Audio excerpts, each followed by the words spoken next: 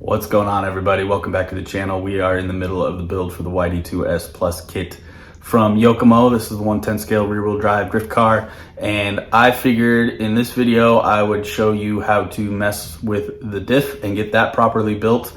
It does come somewhat pre-assembled, but you still have to take it apart and deal with the fluid and all that stuff. So this video is dedicated to the differential.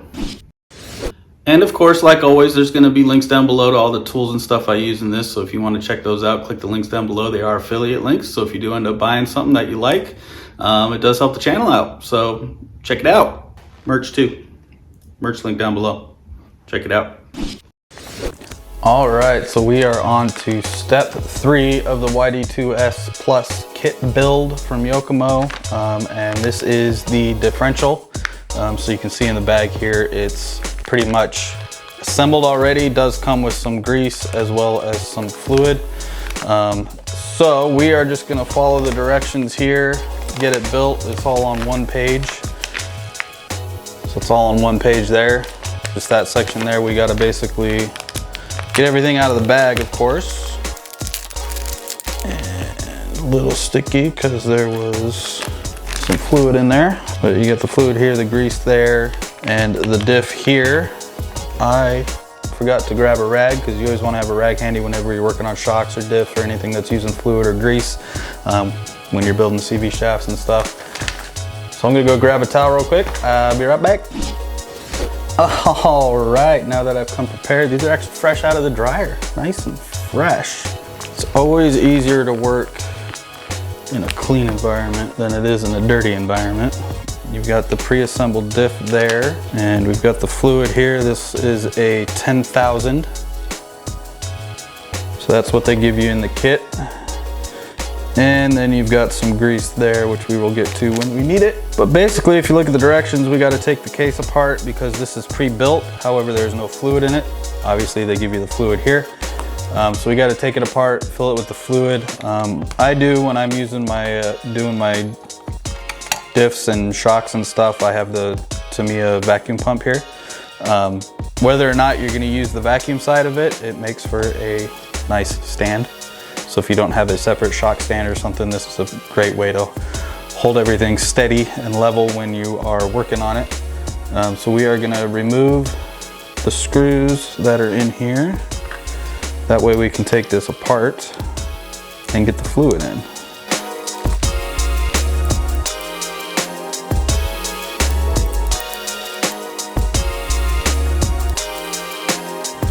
And it's just the 4 screws that are in there, which is a 1.5 millimeter hex driver.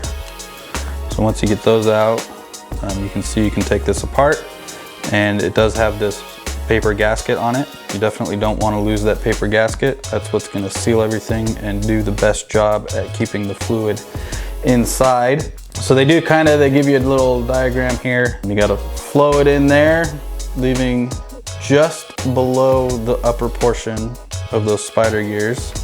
So make sure they're all pushed flat. We are just going to start flowing this in there, and it's going to be a thicker fluid. So it's not going to flow directly to the bottom straight at once. So you want to put some in there and then give it time to flow and let all the air out. So you can see, put a little bit in there, and then you can actually slowly spin the gears to kind of work it down if you want. So you can see we got a long ways to go because that little bit went all the way to the bottom. So I'm going to get this filled.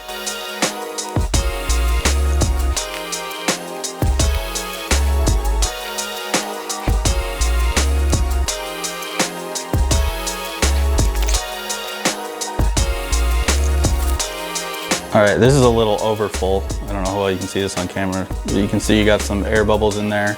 Those will slowly work their way to the top. This is, if you have a vacuum pump, this would be the time to hook it up to that. That'll just, make the process go a little faster. I got to take a little bit out because I got a little too much in there, so I'm just gonna goop some up with the rag.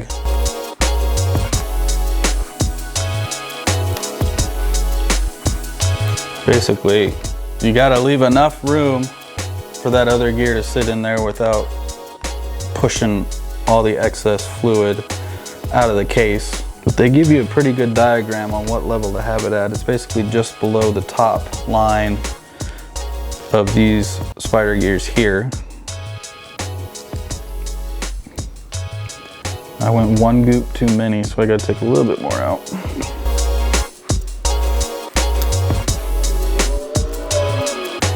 So that is pretty close to where you want it. Just below the top of those spider gears, leaving you enough room to get that last gear on there and seal the case without having a bunch of excess that needs to work its way out. I can still see a few air bubbles in there, so I'm just gonna let this sit, give it some time for those bubbles to work their way out. And then when there's no bubbles, we can work on getting the case back together. And I don't think I can get the lid on. Maybe I can do it this way.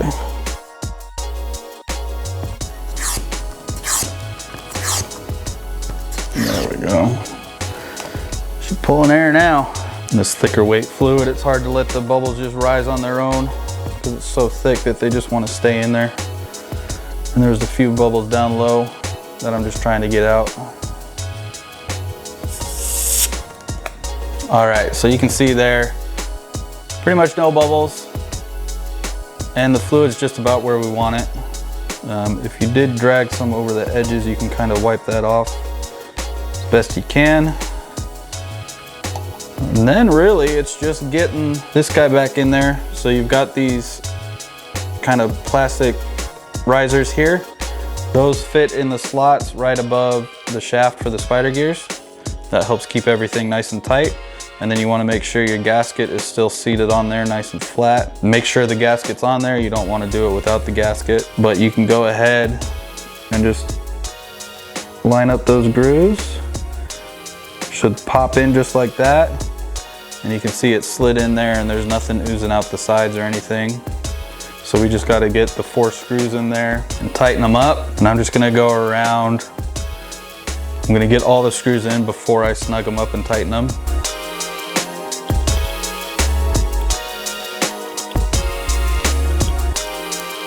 All right, with all 4 of them in, you can start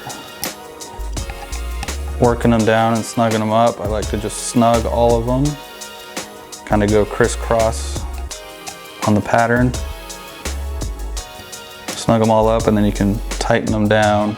Doesn't take a whole lot of torque, so you don't have to go crazy on them. With all those tight, you've got a filled diff. So it's really nice that Yokomo has this pre-built out of the box, out of the kit. You just have to open it up, put the fluid in, and then you're good to go. So they give you a really good diagram in the instruction manual on what level to put it at, as well as a breakdown of the spider gears and how everything goes together in case you ever have to do a full rebuild on it. You've got all the diagrams and everything in the manual.